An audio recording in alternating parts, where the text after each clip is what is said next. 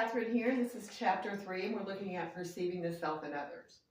So what we're going to look at in this chapter is making sense of our world through perception in a diverse world, some of our cognition about ourselves, and how we can manage our identities through our behavior.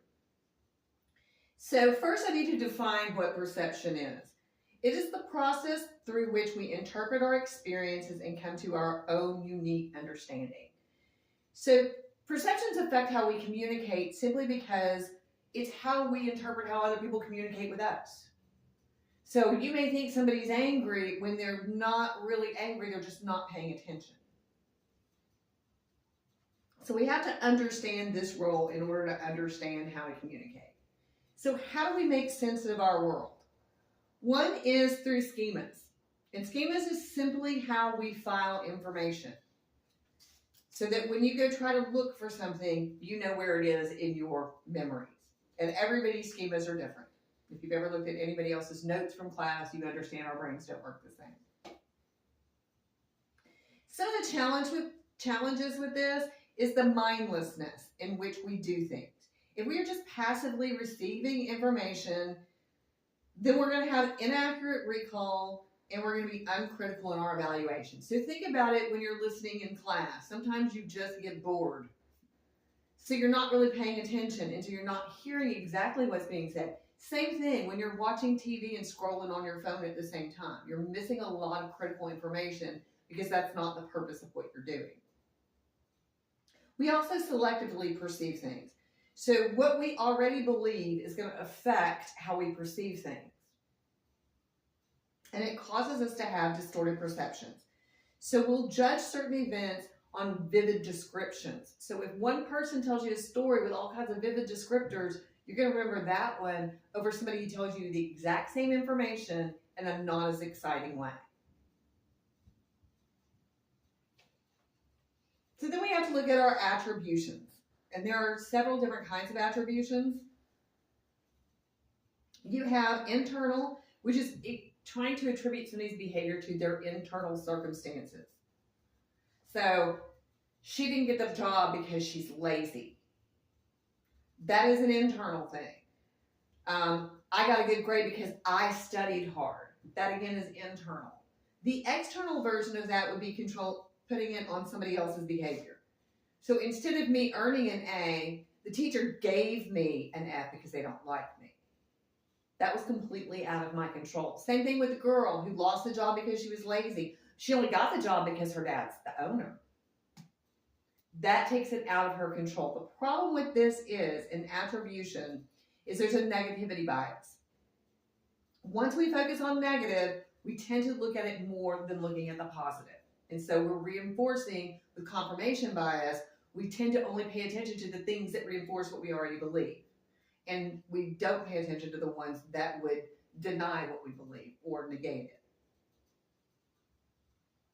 So there are different barriers. These are challenges that can give rise to competent communication. One is a narrowed perspective. If you only see the world through your own eyes and your own experience, then you don't see it the way anybody else on the planet sees it, because each perception is completely unique. Even twins will have different perceptions because they've gone through different life experiences. Part of this is stereotyping. We like to put people in boxes. Now, there are some stereotypes that may be correct, but I promise you, for every stereotype that's correct, you'll find one person in that category who does not live up to the stereotype. So be aware of it. So how do we improve our perception? One is to be thoughtful.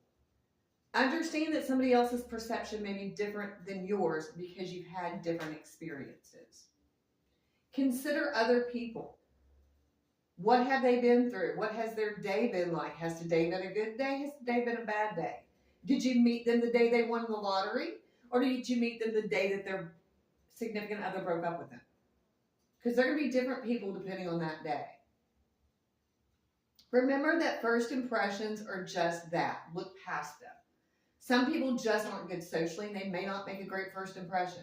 And we need to tend to work beyond that. Question all of your assumptions. Why do I believe this? What is it based on? Is it based on things I've heard all my life, or is it based on things I've actually seen?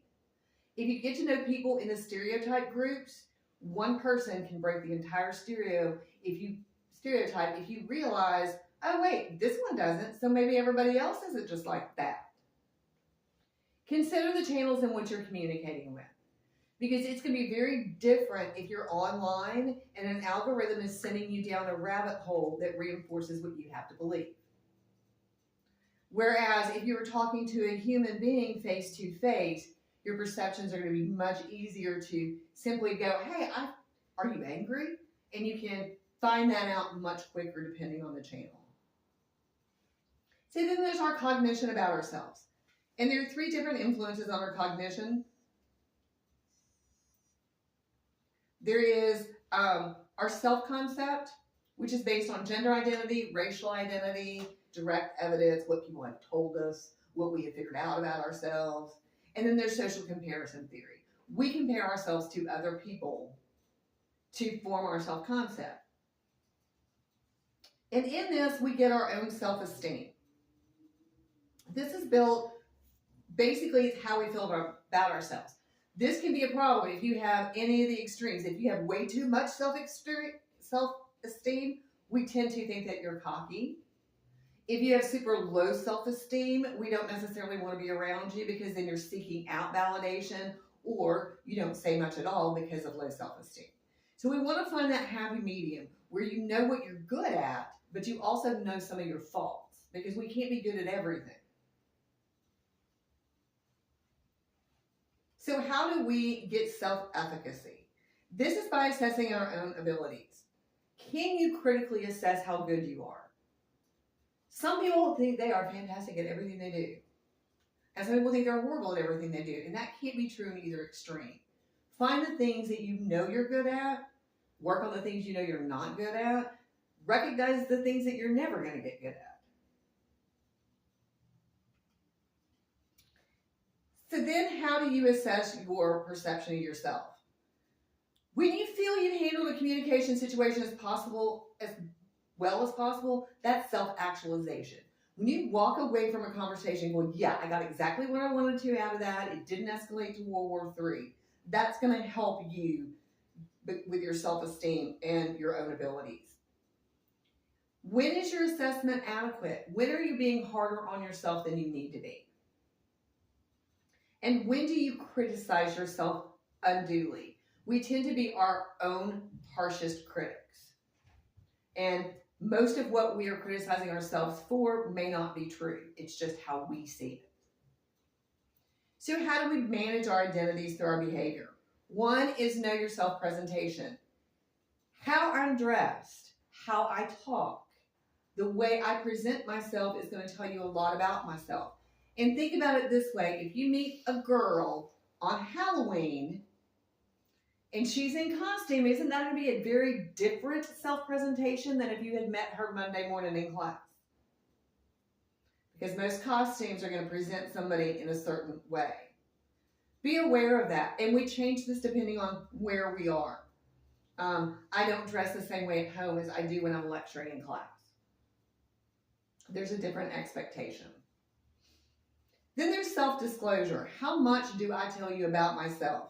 And in that, we have high or low self-monitors.